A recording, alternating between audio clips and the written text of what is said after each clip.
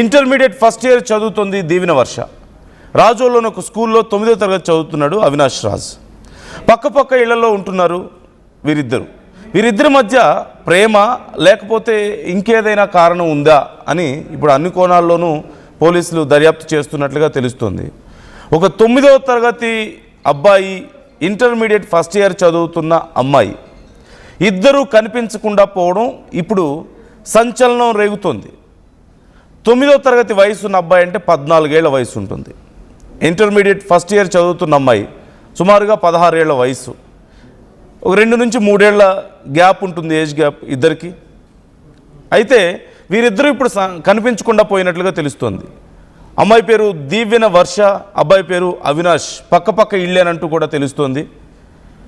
ఇప్పుడు వీళ్ళు ఎందుకు కనిపించకుండా పోయారు, ఎక్కడికి వెళ్ళిపోయారు అనే కోణంలో ఇప్పుడు పోలీసులు విచారణ చేస్తున్నారు. పేరెంట్స్ని కూడా అడిగి డీటెయిల్స్ తెలుసుకునే ప్రయత్నం చేస్తున్నారు.